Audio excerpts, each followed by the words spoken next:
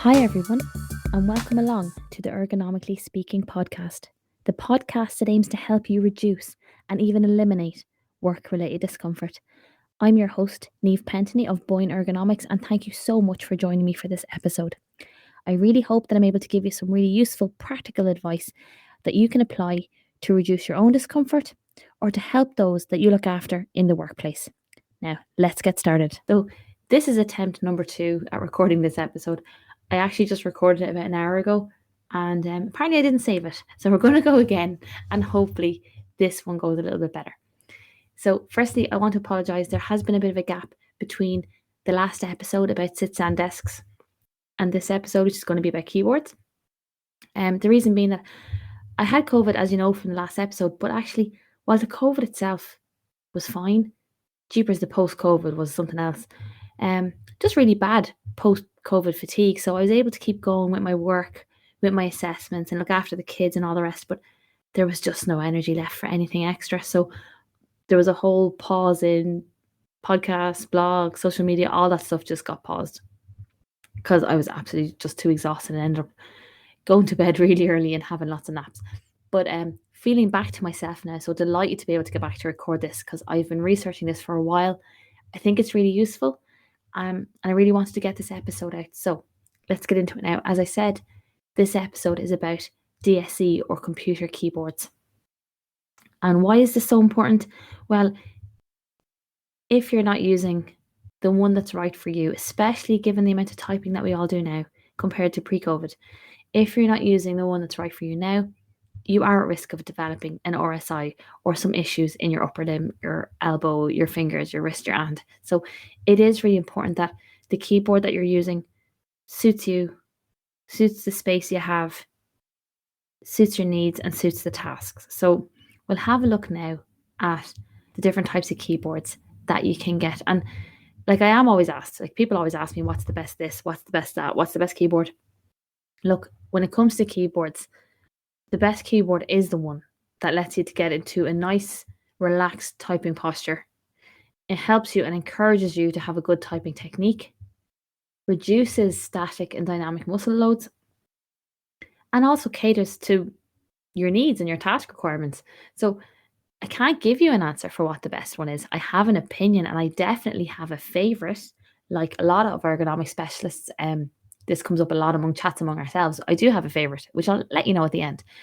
But I think it's really, really important that before we even get into the different types of keyboards, I think we need to touch on what is our ideal typing position or posture and what are we looking for in our typing technique. Because if your keyboard doesn't promote these two things, then as I said, you're at risk of developing an issue.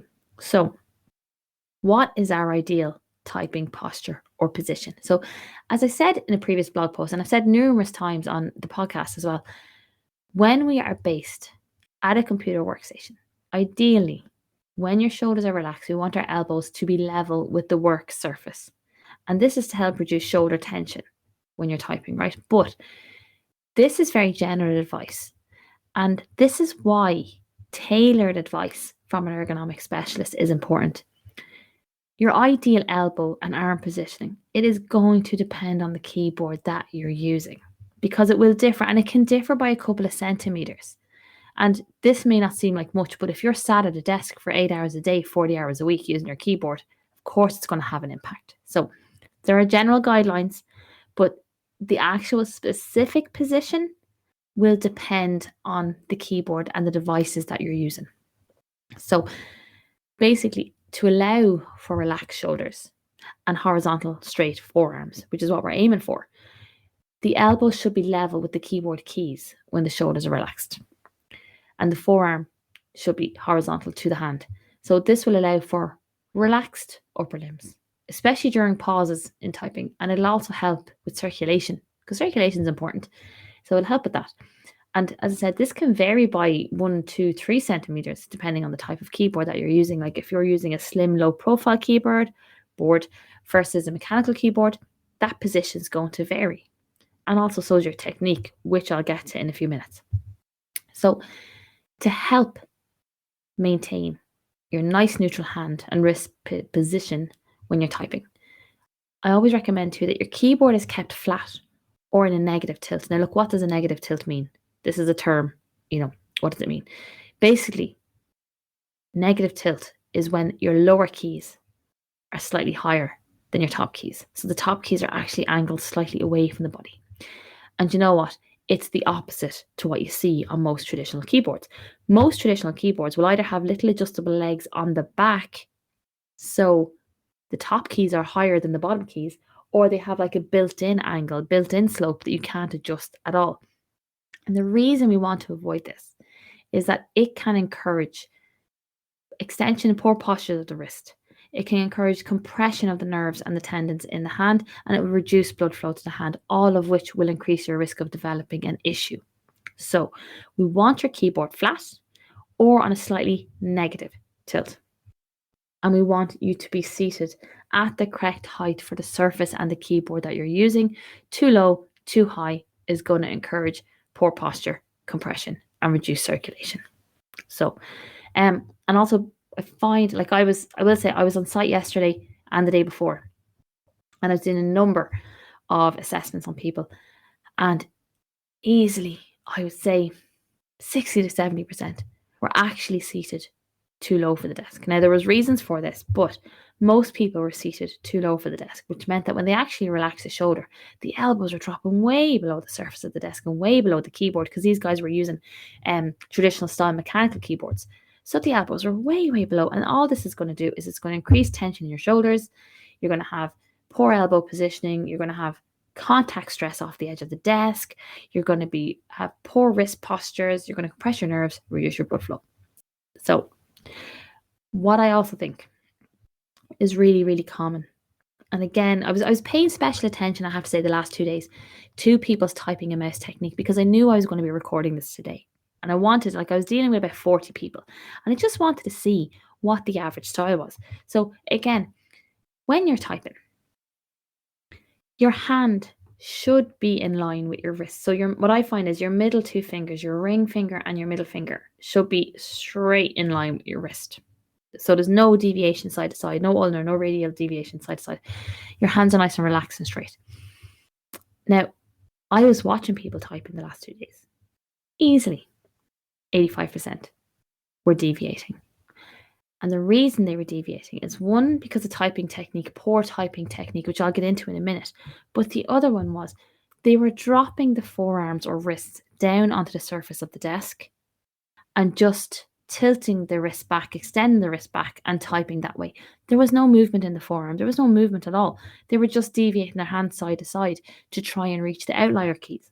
Now, all that's going to do is cause strain, inflammation of your tendons and nerves.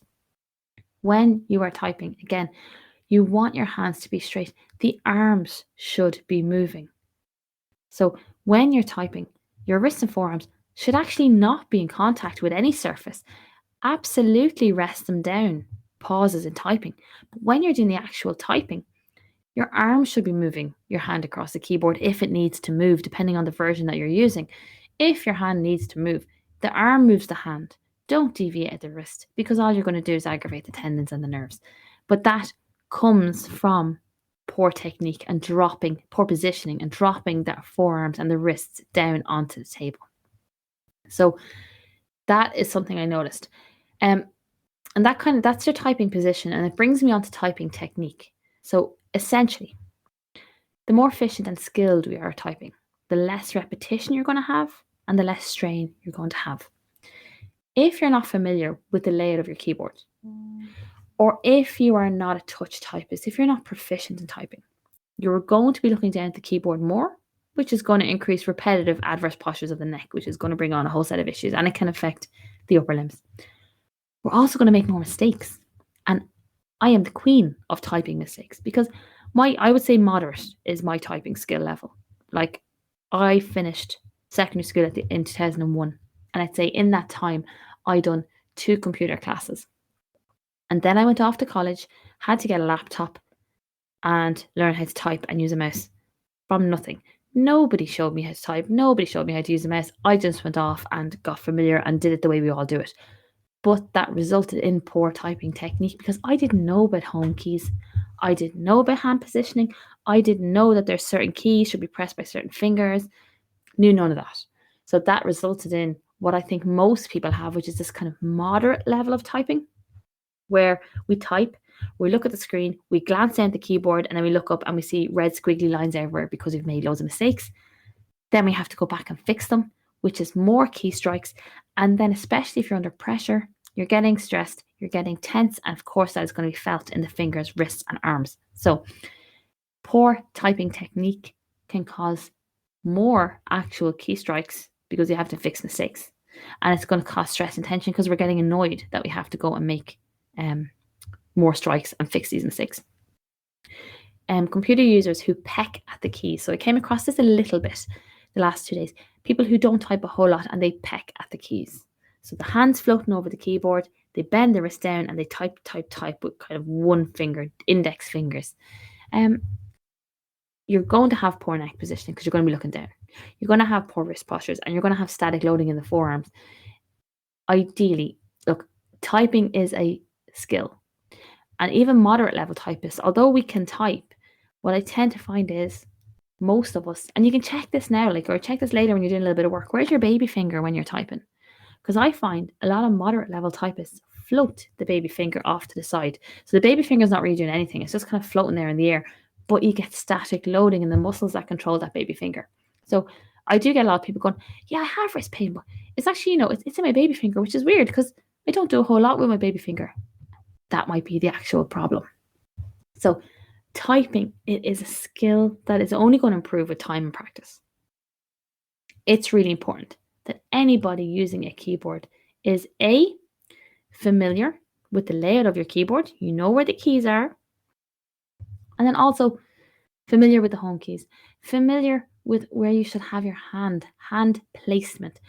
One good way to judge it, well, I suppose this is more to do with keyboard positioning. Ideally, your B should be in line with your belly button, which is a good way to know that your keyboard's in the right position.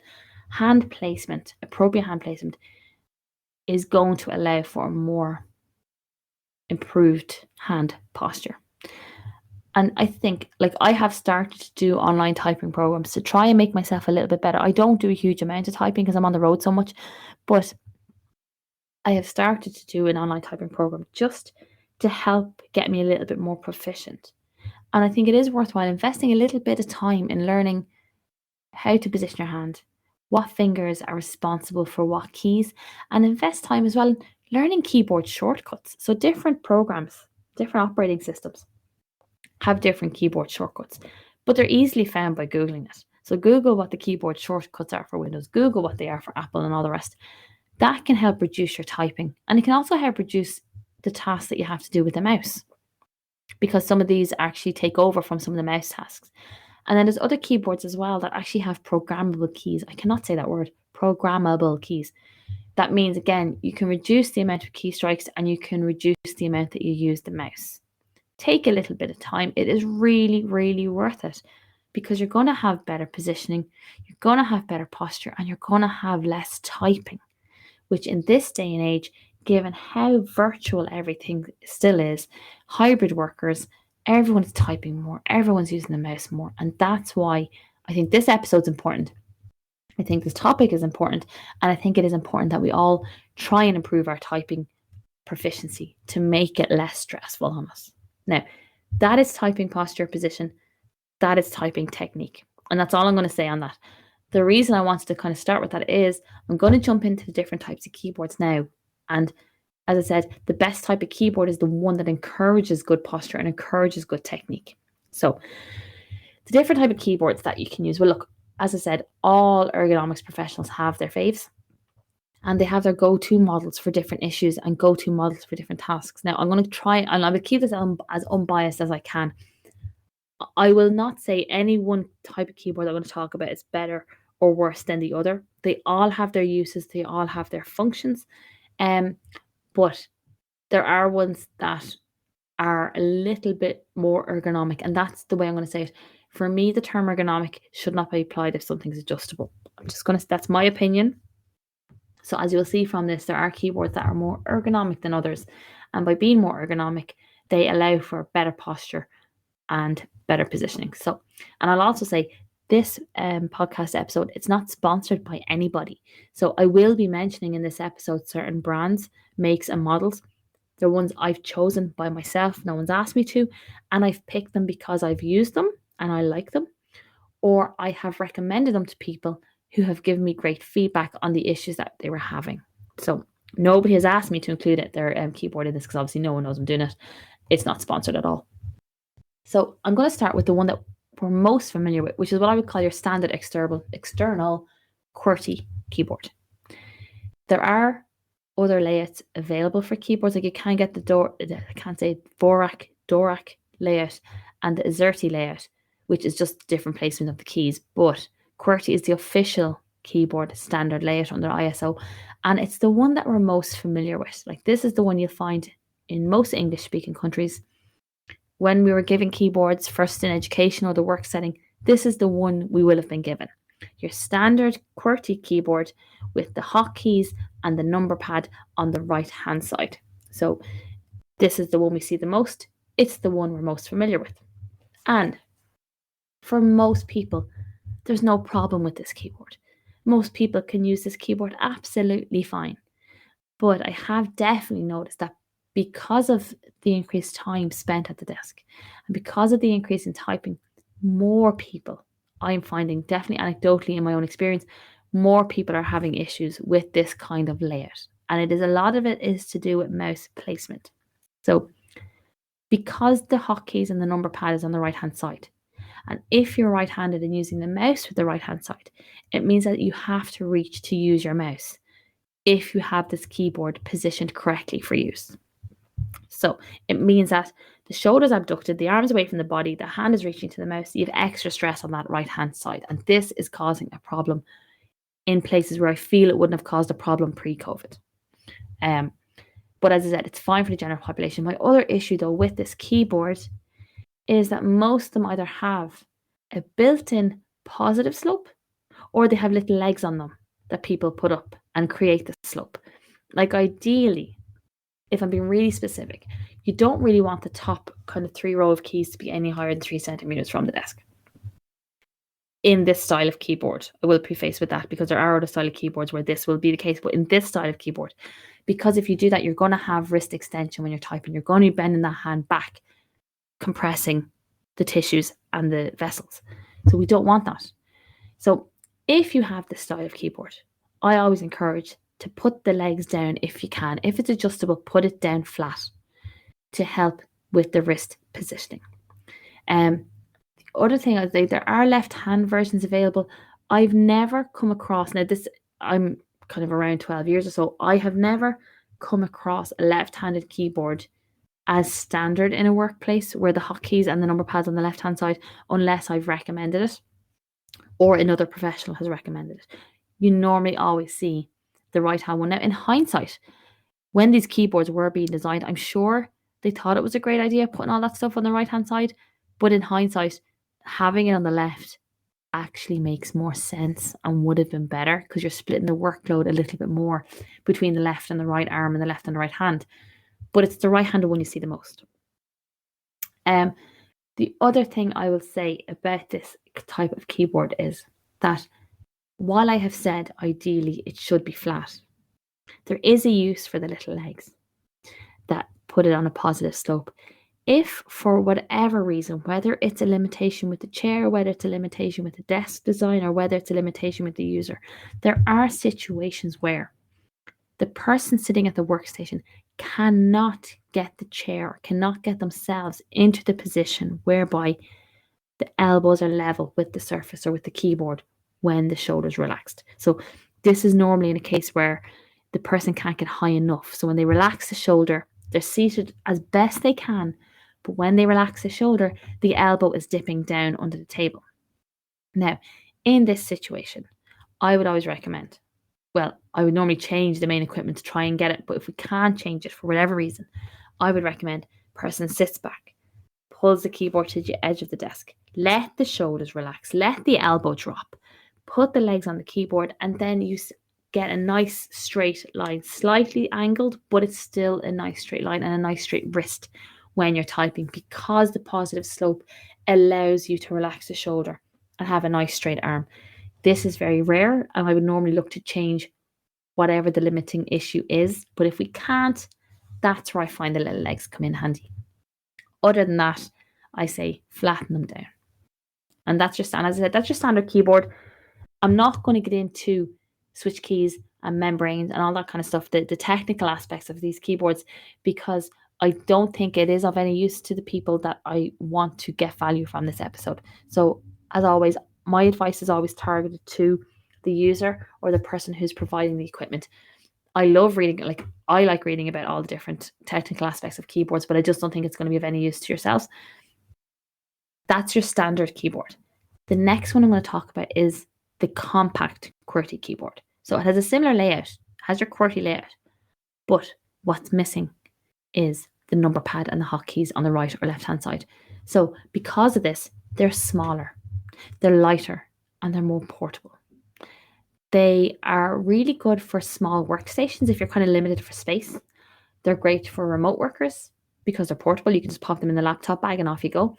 And they are great for people who are having issues with the right upper limb and they're right-handed, because it means that you can have your mouse naturally positioned closer to your body on the right-hand side. However, the downside is some people really, really like and really get great use out of the number pad. So, and they use it for the job, especially like in accounts and that kind of thing where you're dealing with a lot of numbers. Some people really like the number pad. So they avoid this kind of keyboard because it has no number pad.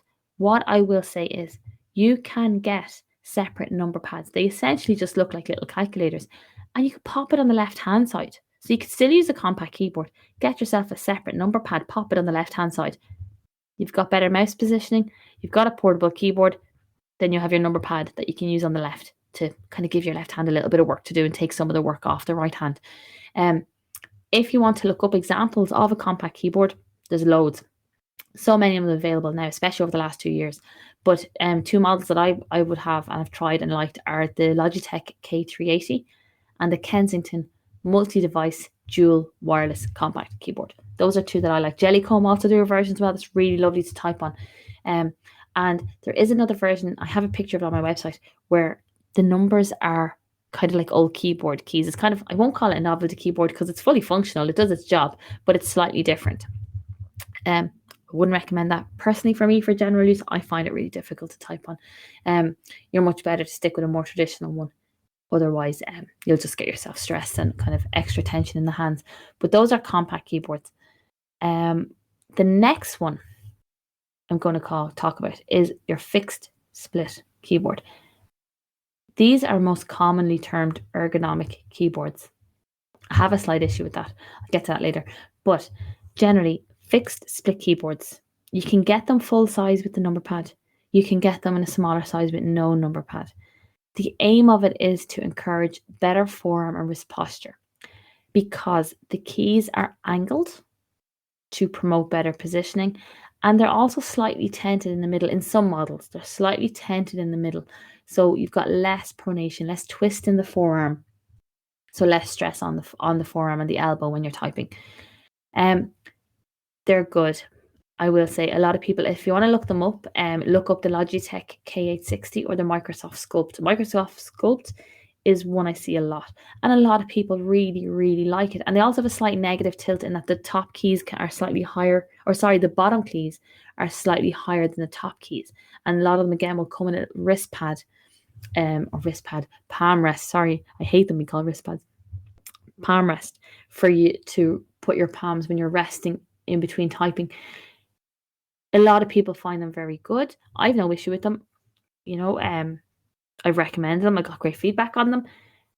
My only concern with them is the use of the term ergonomic, and I will explain that later a little bit more. To me, ergonomic means adjustable.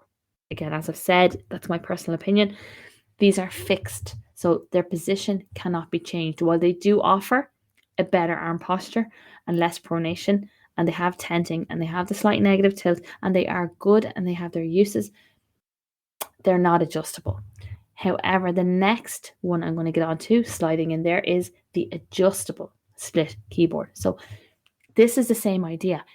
The keys can be split apart. The modules of the keyboard can be split apart they can be angled, they can be tented, like the other fixed split keyboard. But the difference is the position can be changed because they are adjustable. So you can have different degrees of tenting to suit yourself, to reduce pronation. You can position the keyboard modules further apart so that it helps to keep the keyboard arm in line with your shoulder. You can play around with it, and you can have it in different positions for different days, different positions for different tasks. To me, these are ergonomic because they're adjustable and they suit a range of issues. The difference for me between the fixed split and the adjustable split keyboard that I get in terms of feedback from users is a lot of people find the move from a standard keyboard to a fixed split keyboard easier and quicker. Whereas some people find the move from a standard keyboard to an adjustable keyboard, a split keyboard, there's a little bit more of a learning curve. But it's worth it. Personally, for me, it's worth it. Just because of the range of adjustability and the better positioning that you get with it. If you want to look up this style of keyboard, if you look up the Kinesis Freestyle 2, the GoTouch V2 and Go2, or the ErgoDox keyboard, they are good examples of an adjustable split keyboard. The next style you can get is one called a contoured keyboard. I don't see this a whole lot. And I have recommend them into people in combination with other styles of keyboards as an option. Very few people go for it. The design is a bit radical. I think maybe that's the problem. I think the design is so different from standard keyboard that people are just wary and don't really want to get into it. And also they can be quite expensive. So in terms of a cost, that can be a limiting factor as well. Basically, a contoured keyboard, it's a type of split keyboard. It's fixed. The keys are set in depressions on the keyboard. The function keys are around the thumb area, so they're called thumb clusters, and the actual keyboard well is tented. So again, you're really aiming to reduce adverse postures. Most of them have programmable functions, so you can reduce your repetition and you can reduce your tension. If you want to look up a good example of this keyboard, the Kinesis Advantage 2 is a good one. And the thing is, they do what they say on paper. They do improve positioning. They do reduce stress. But I think for some people, the cost and the design is a little bit off-putting. The next type that I'm going to cover is the keyboard with an integrated trackball or an integrated touchpad. These are for people who basically want to do away with the mouse. They want the keyboard to do everything. They want the keyboard to be for data input and for mouse navigation.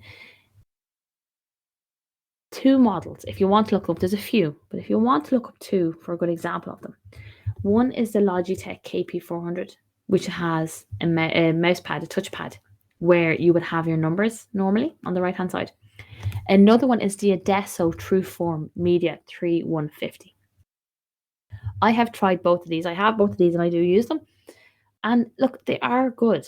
If you are having issues with using a mouse, and because there are, well, I'll cover in the next episode, different types of mice that can be placed, mouse devices, pointing devices that can be placed in front of the keyboard. But if you want an all-in-one solution, these are good options. I have a couple of people who really like the Adesso one with the little trackball in the middle. The keys are angled slightly, so, and you have a little palm rest, and it's slightly angled as well. And I have people who love the Logitech KP400. They have their functions and they're really, really useful. Definitely something to be considered. I wouldn't write them off. It's definitely something to be considered as an option for you if you are looking to change your keyboard and mouse. Maybe you just need the one device. Depends very much on yourself and your job, but definitely ones to be considered. The last one I'm going to cover, and I'm going to cover it specifically because I've got recent feedback from somebody on this style of keyboard, and it is a large print keyboard. So this is a standard style keyboard, but it's aimed for computer users with visual impairment or low visual acuity. They've larger keys and larger high contrast print. So it means that you can improve the visibility and you can improve your typing accuracy. So I recommended a keyboard like this to someone recently. And they got back to me to say that it has changed how they work. So this person was having issues with their vision. there was issues with the neck, there was issues with the shoulder, there's a few issues going on, but a lot of it was to do with the stress and the tension of trying to do the job with the current equipment because it was not suitable for their needs. They were making mistakes and they were getting frustrated. It was getting them behind. There was a whole vicious circle around this. So we swapped it to a large print keyboard. And she got back in touch to say that more so than the visibility, it was the large keys with improved accuracy. So, for example, she pretty good level typist, but she knew where the keys were, but she just was finding she was hitting the wrong one. So the larger keys have helped. And this can also come into play for people with kind of issues with fine motor movements as well. The larger keys can help improve accuracy. If you want to look up an example of these, I would look up the Dolphin keyboard and the Easy C large print. There are a few versions available, but these are two that I know and that I've seen, and they're quite good. So those are the different styles I'm covering. As I said, I'm not getting into the technical aspect of membranes versus split keys and that kind of thing.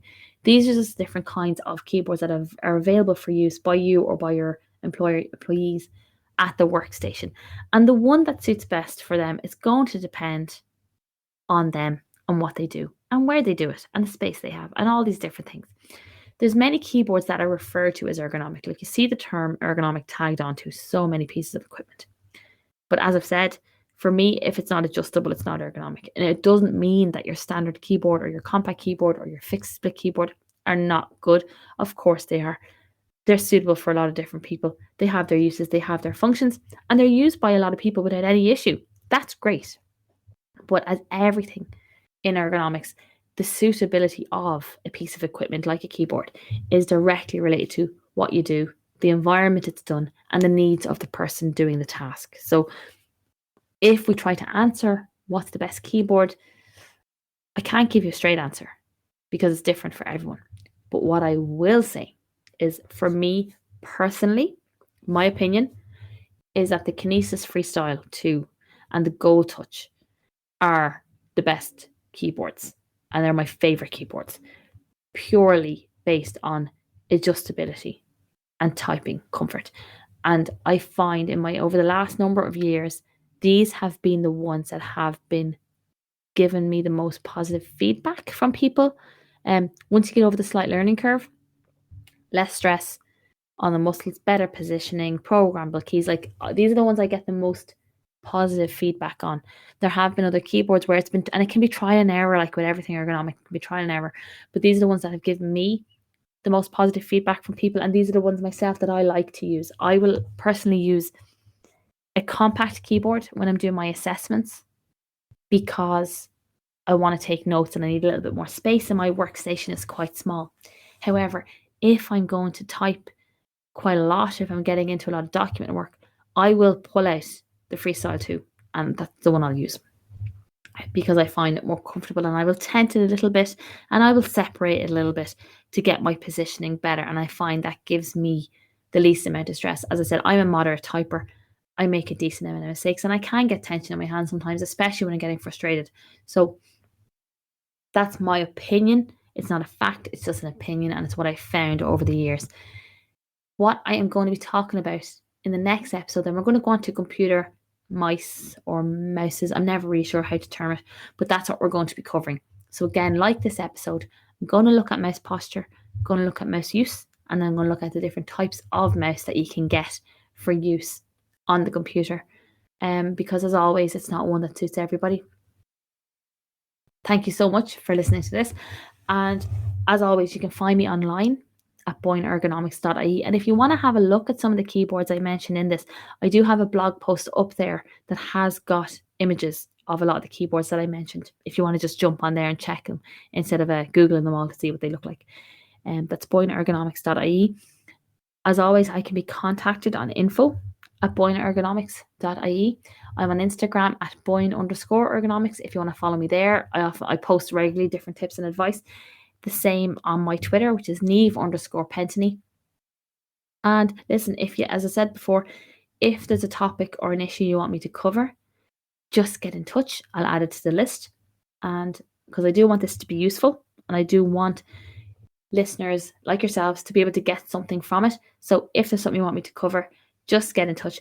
Otherwise, the next episode is going to be in 2 weeks' time.